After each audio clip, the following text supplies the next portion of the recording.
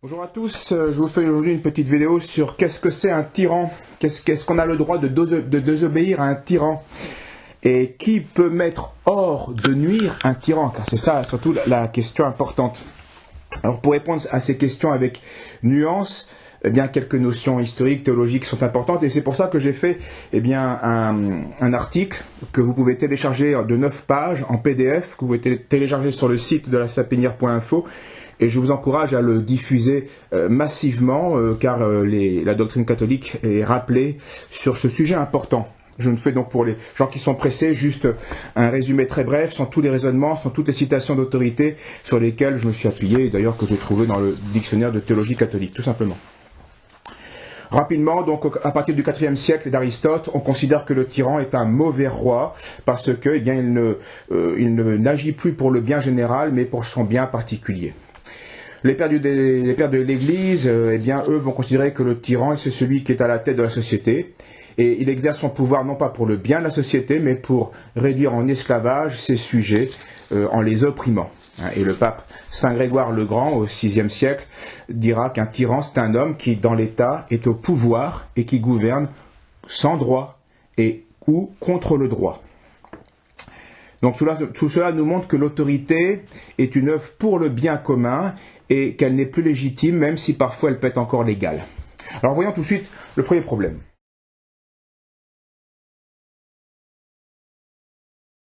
La légitimité du pouvoir. Comment reconnaître concrètement un pouvoir légitime d'un pouvoir illégitime? D'abord, saint Paul nous le déclare, tout pouvoir vient de Dieu. Mais quand on dit que tout pouvoir vient de Dieu, il ne faut pas s'imaginer, dit Suarez, une intervention spéciale de Dieu distincte de la création. Le pouvoir qui vient de Dieu, c'est simplement en ce sens que Dieu est l'auteur de la nature. Il nous a créés. Et donc, la nécessité de la nature, la nécessité du pouvoir vient de la nature sociale de l'homme. Donc c'est en ce sens-là que tout pouvoir vient de Dieu. Ainsi, toute nation, sans être la source de l'autorité, qui est Dieu, en est le dépositaire. Et ce dépôt, la multitude doit le transmettre à des gouvernants, puisqu'elle ne peut pas gérer toute chose tout le temps et à elle toute seule. Trop impossible. Donc le pouvoir vient bien de Dieu, mais par l'intermédiaire du peuple qui, choisit ou accepte des gouvernants. Tel est l'enseignement commun de l'Église, de Saint Jean Chrysostome, Suarez, Saint Thomas, etc. Donc, en gros, concrètement, la légitimité d'un pouvoir viendra de son utilité. Est-ce que oui ou non, il remplit sa fonction sociale d'œuvrer au bien commun. Donc, au fond, peu importe que tel ou tel pouvoir soit le fruit d'un coup de force, d'un coup d'une violence, même si au début cette violence peut-être n'est pas morale, au final, il est là, il domine. La vraie question est qu'est-ce qu'il fait de son pouvoir? Est-ce qu'il s'en sert utilement pour le bien du peuple? Si oui, il finira par devenir légitime, ce pouvoir qui, au départ, pendant un temps, a pu être illégitime. Le critérium suprême, dira Léon XIII, pour juger de la légitimité d'un gouvernement, venu au pouvoir justement dans des circonstances violentes, sera toujours de voir s'il œuvre pour le bien commun et la paix publique. Ce sont les critères suprêmes.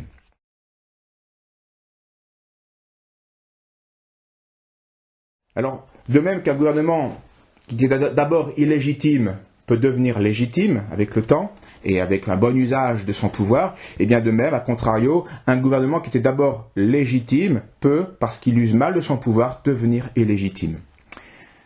Car seul celui qui gouverne en vue du bien commun, a le droit à l'obéissance.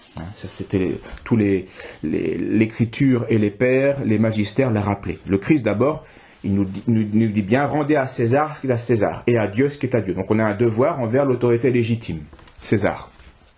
Saint Paul le dit bien, écoutez la citation, elle est un peu longue, mais elle est très importante car elle fait bien les nuances. Que toute âme soit soumise aux autorités supérieures, car il n'y a pas d'autorité qui ne vienne de Dieu.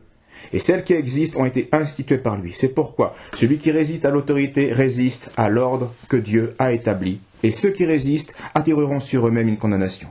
Car les magistrats ne sont point à redouter pour les bonnes actions, mais pour les mauvaises. Et donc ça pose le problème. Quand un État va promouvoir les mauvaises actions, il faudrait bien qu'il perd sa légitimité. Veux-tu ne pas craindre l'autorité? Fais le bien, et tu auras son approbation. car le prince est pour toi ministre de Dieu pour le bien, hein. Mais si tu fais le mal, crains, car ce n'est pas en vain qu'il porte l'épée étant ministre de Dieu, pour tirer vengeance de celui qui fait le mal et le punir. Il est nécessaire d'être soumis, non seulement par crainte du châtiment, mais aussi par motif de conscience. Et le syllabus, Léon XIII, ont rappelé qu'il n'était pas moral de s'opposer à un pouvoir légitime. Mais attention, le Christ, Saint Paul, Léon XIII, Pie IX, parle d'autorité légitime. Il n'aborde pas la résistance à l'autorité illégitime. Parce qu'un gouvernement peut être légal, conforme, c'est-à-dire conforme à une constitution, sans pour être autant légitime, soit parce que c'est un gouvernement de fait, ou soit parce que il agit de manière injuste et de manière tyrannique. Et un pouvoir tyrannique va perdre sa légitimité parce qu'il abuse de ce pouvoir, confié par Dieu ou par le peuple. Il gouverne donc en sa faveur ou en faveur d'un petit nombre et non plus au profit du bien commun. Il contredit par le fait même le pouvoir que Dieu lui avait donné et que le peuple lui avait confié. Donc la nation, à ce moment-là, disent tous les théologiens, peut destituer, déposer, chasser ce pouvoir illégitime. Mais pour en venir à cette extrémité, il faut que l'abus, bien sûr, soit non seulement grave, et surtout permanent et universel. Ce n'est pas quelques erreurs, quelques malices, quelques faiblesses, quelques péchés qui peuvent rendre tout de suite un pouvoir illégitime. Non, c'est quelque chose de grave, de permanent et d'universel.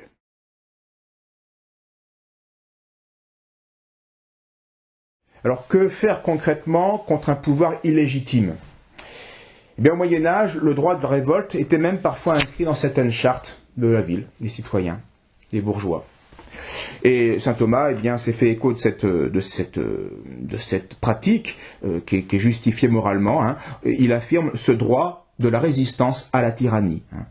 Elle peut, sans être injuste, le peuple, la multitude, peut, sans être injuste, destituer le roi qu'elle a institué, ou réfréner son pouvoir s'il abuse tyranniquement du pouvoir royal. La souveraineté n'est pas quelque chose d'illimité, ce n'est pas un pouvoir illimité. Quand l'autorité excède ses droits et abuse de son autorité, elle indique son rôle de ministre de Dieu pour le bien, puisqu'elle use de sa force pour le mal. Dès lors, l'obéissance cesse d'être un devoir, évidemment. En conséquence, les sujets ont le droit de résister. Mais jusqu'où ?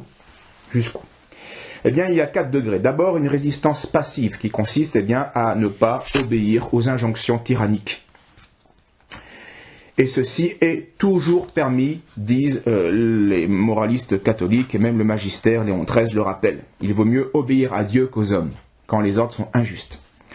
Deuxième degré, c'est la résistance active, mais légale.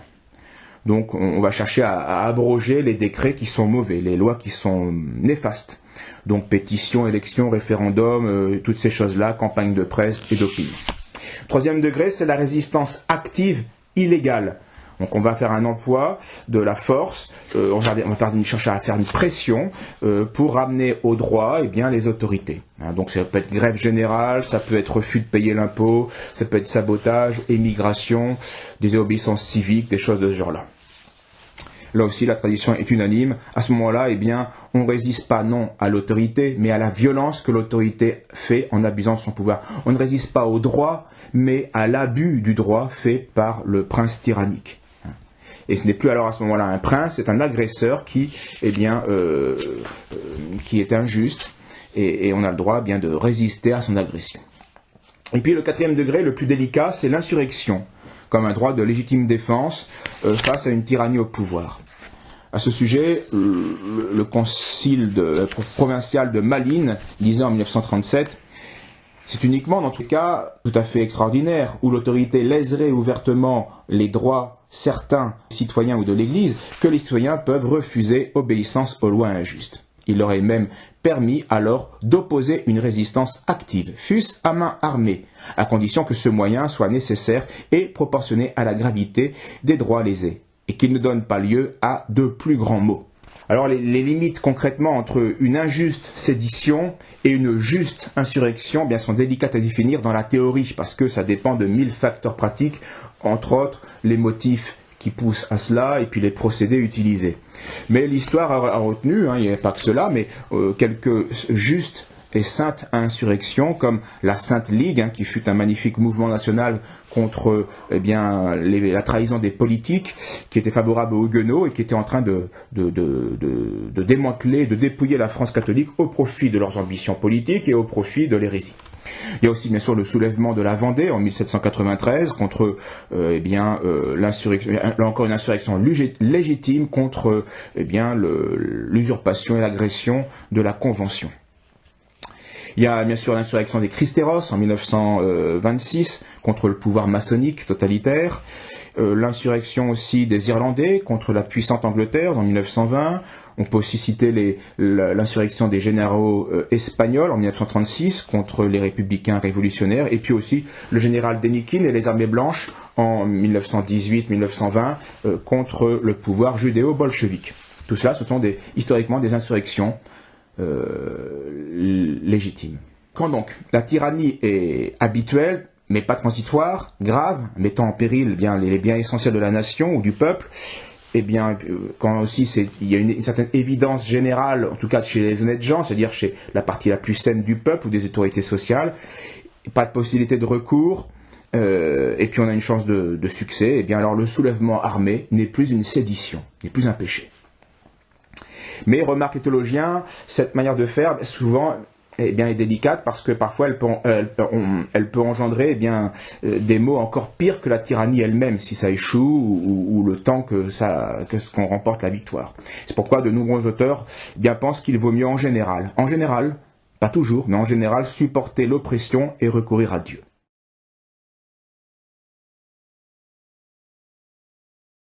À propos du tyran, on distingue habituellement un tyran d'usurpation et le tyran du gouvernement. L'usurpation, c'est celui en fait qui a l'apparence du chef mais n'est pas le chef, c'est l'ombre du chef. Il n'est qu'un usurpateur du droit, donc il n'a aucun droit. Et tous les théologiens disent qu'il peut être mis à mort par n'importe quel citoyen puisque c'est un agresseur de la cité. Et ceci, c'est dit par Suarez, saint Thomas, Cachetan, etc. Et la raison en est que le tyran d'usurpation est un agresseur qui entreprend injustement la guerre contre la nation. Donc chacun de ses membres ou la nation se trouve en état de légitime défense. Mais venons-en tout de suite au tyran de gouvernement, car c'est le cas qui a été le plus contesté, qui a le plus divisé les théologiens catholiques. Tous s'accordent bien sûr sur la résistance aux lois injustes d'un tel tyran. Léon XIII l'a dit, ces lois n'ont aucune force, puisqu'elles ne sont pas des lois, elles sont contraires au bien commun.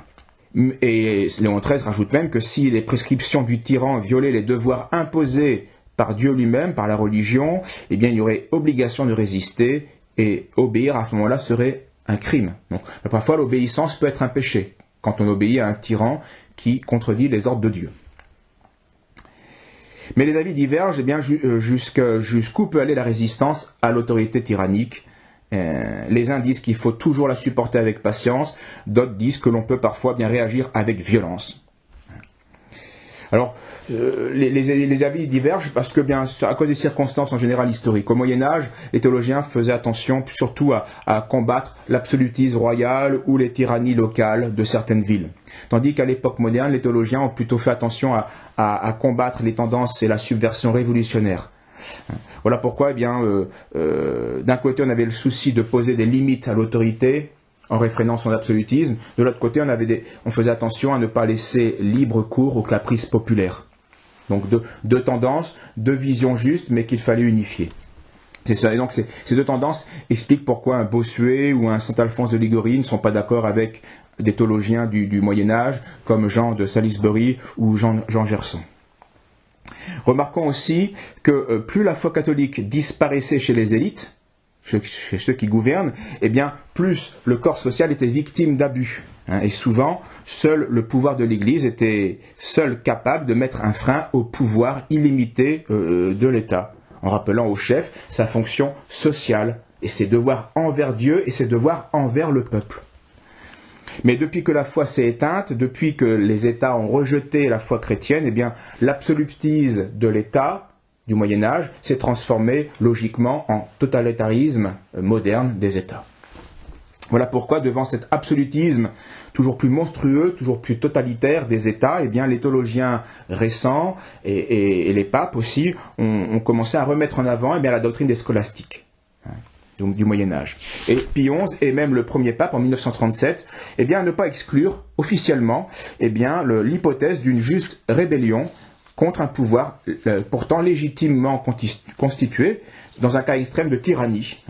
Quand ce pouvoir, dit-il, s'insurge contre la justice et la vérité, au point de détruire jusqu'au fondement de l'autorité. Alors, il nous reste une dernière question à examiner, c'est le tyrannicide. Peut-on tuer le tyran ?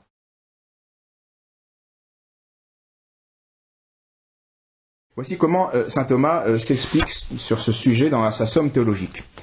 Le gouvernement tyrannique n'est pas juste, parce que ordonné non au bien public, mais au bien particulier du gouvernement. Aussi, le renversement de ce régime n'a pas le caractère d'une sédition. Or, le cas où le renversement du régime tyrannique se ferait avec un tel désordre qui entraînerait, pour le pays, plus de dommages que la tyrannie elle-même.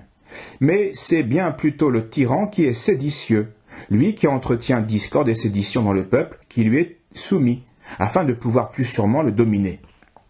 Donc notez bien, selon saint Thomas, eh bien, l'agresseur, c'est le tyran, c'est lui le séditieux. Les autres, le peuple, la nation ne fait que se protéger d'un agresseur. Saint Thomas complète sa pensée dans un autre écrit, dans un traité sur le De Regimene Principum, où il va nuancer ce premier propos. S'il n'y a pas d'excès insupportable, il vaut mieux tolérer pour un temps une tyrannie modérée que de faire opposition au tyran et s'engager dans des dangers multiples, plus graves que la tyrannie elle-même. En effet, il peut arriver que les opposants ne puissent prendre le dessus et que par suite de cette provocation, le tyran sévisse avec plus de violence qu'auparavant. Si au contraire quelqu'un réussit à l'emporter sur le tyran, il s'ensuit le plus souvent de très graves dissensions parmi le peuple, soit pendant l'insurrection, soit après l'expulsion du tyran. La multitude se divise en parties à propos de la constitution du nouveau régime. Il arrive aussi que la multitude ayant chassé le tyran grâce à un meneur quelconque, celui-ci reçoive le pouvoir, s'empare de la tyrannie et craignant de souffrir d'un autre, ce que lui-même vient de faire à autrui, écrase ses sujets sous une servitude encore plus lourde que la première. Donc, vous voyez, ces réflexions sont pertinentes.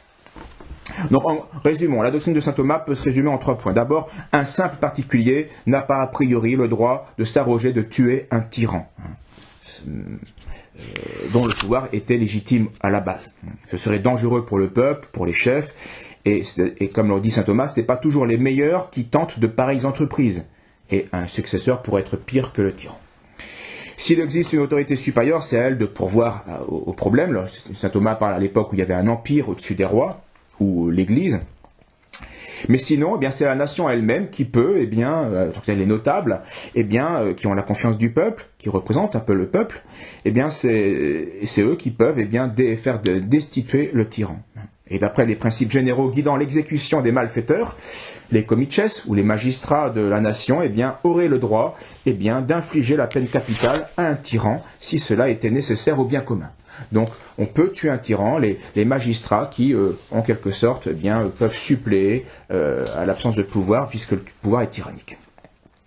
Saint Robert Bellarmine, un théologien suisse, Caterine, ou Schiffini, un théologien italien, vont dans le même sens.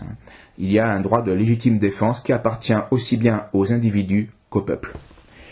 Et il est donc faux de réduire la doctrine catholique uniquement à de la patience, au recours à Dieu dans la prière, ou à l'amendement de la vie, de quitter la vie de péché, qui serait comme la seule attitude possible face à un tyran extrême. Donc, bien sûr qu'il faut faire cela, mais il n'y a pas que cela. C'est faux de réduire la doctrine catholique à ces aspects-là. On se trompe, donc, lorsqu'on affirme sans distinction que les moralistes catholiques eh bien, auraient proclamé qu'il n'est jamais permis de mettre à mort un tyran. C'est faux. On peut mettre à mort un tyran selon la doctrine catholique. Un simple citoyen même pourrait le faire dans des conditions très spéciales comme nous allons le voir. À ce moment-là, il tue son agresseur. Et il peut le faire quand c'est nécessaire pour la sauvegarde de sa propre vie et de ses intérêts majeurs, vitaux. Et donc il a échappé à beaucoup de théologiens qui étaient opposés au tyrannicide ils étaient hypnotisés par un principe qui est vrai, mais qui était limité, qu'un inférieur ne peut pas juger son supérieur. Le problème, c'est que, est-ce qu'un tyran extrême est vraiment le supérieur de tel citoyen? Tout est là. Et non, puisqu'il perce sa légitimité. Et au XXe siècle, il n'y a qu'un dominicain, Merkelbach, qui a été fidèle à la tradition scolastique à propos du tyrannicide. Il rappelle d'abord qu'a priori, il n'est pas permis de mettre à mort un prince qui est légitime et qui gouverne tyranniquement en opprimant le peuple. Ça, c'est le principe de base, a priori, c'est le plus fréquent. Mais il y a deux exceptions, dit ce moraliste. Deux exceptions. Soit parce que le peuple, en établissant le roi, s'est réservé le droit de le juger, comme au Moyen-Âge dans certaines villes. Ou, deuxième exception, soit que le peuple, ou le citoyen, agisse dans une défense nécessaire contre une actuelle et injuste agression. Actuelle et injuste agression. À ce moment-là, eh bien, l'usurpateur, enfin, pas l'usurpateur, le tyran, eh bien, peut être mis hors d'état de nuire par un citoyen.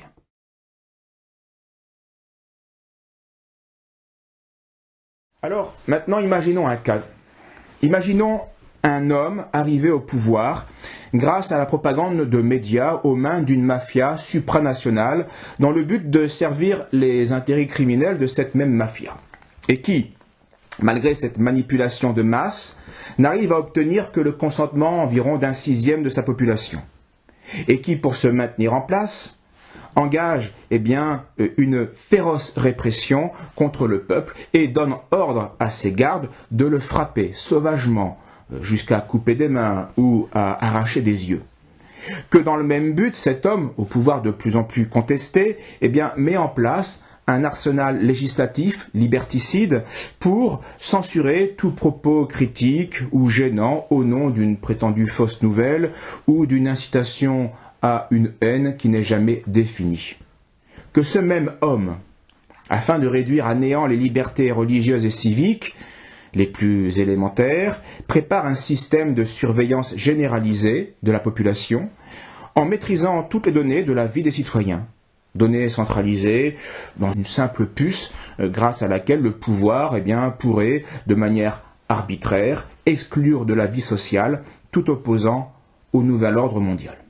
Imaginons, toujours, que ce même homme, pour favoriser la mafia qu'il a mis au pouvoir, brade à des intérêts privés et étrangers les biens de la nation et des entreprises dans le secteur stratégique.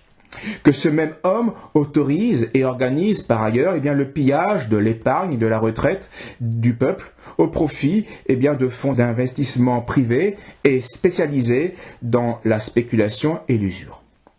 Imaginons que ce même homme laisse entrer volontairement, massivement et dangereusement des étrangers sur le sol national, afin de remplacer par une masse d'individus déracinés un peuple homogène et enraciné, et donc plus rétif à la tyrannie technocratique.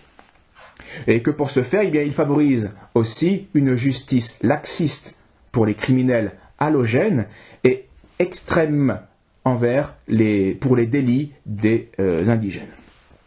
Imaginons que ce même homme, aux ordres d'une minorité apatride et cosmopolite, après avoir usé d'informations mensongères fondées sur des chiffres falsifiés et manipulés, décide la séquestration du peuple tout entier, en l'assignant à résidence, en imposant ainsi une torture psychologique de masse comparable au traitement que l'on inflige dans le système carcéral aux criminels les plus dangereux, entraînant ainsi des dommages irréversibles dans le cerveau, des dépressions, des suicides, plongeant aussi dans la ruine et la faillite, et ce pour le plus grand bénéfice des multinationales et de la finance apatride, cosmopolite et internationale, des centaines de milliers de personnes qui ont été privées de leur droit au travail. Imaginons que ce même homme agresse non seulement la nation, mais aussi chacun de ses membres dans leur intégrité corporelle par l'imposition de vaccins inutiles ou dangereux.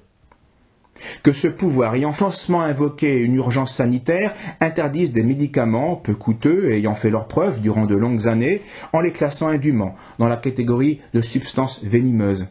Imaginons que ce même homme outre piller les richesses nationales, agresse les particuliers en les accablant de charges et de taxes, qui peuvent représenter jusqu'à plus de la moitié du fruit de leur travail obtenu par la sueur et le sang.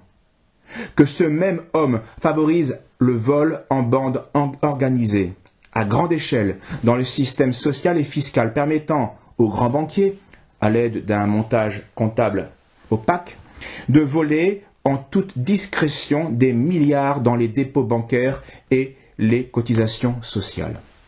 Imaginons que ce même homme agresse les citoyens non seulement dans leur corps et leurs biens, mais encore dans leur âme en promouvant officiellement et légalement les pires perversions telles que la marchandisation de l'être humain, l'assassinat de l'enfant à naître, la légalisation de l'euthanasie, des perversions en tout genre, des unions contre nature, la laïcité maçonnique, etc., etc. Autant d'idéologies contraires au bien commun qui détruisent toute justice, toute vérité, et dont les pratiques immorales et antireligieuses déposent dans le cœur du peuple la semence de l'apostasie la plus radicale envers Dieu. Eh bien, un tel homme serait un tyran. Et selon la doctrine catholique, un tel tyran pourrait être non seulement renversé par la multitude, mais encore supprimé par n'importe quel citoyen en état de légitime défense, car la tyrannie imaginée serait grave, permanente et universelle. Ajoutons cependant, comme mot de la fin, cette remarque de saint Thomas d'Aquin, que si l'on ne peut trouver aucun secours humain contre le tyran, il faut recourir au roi de tous, à Dieu, qui peut convertir le cœur cruel du tyran ou le réduire à un état misérable.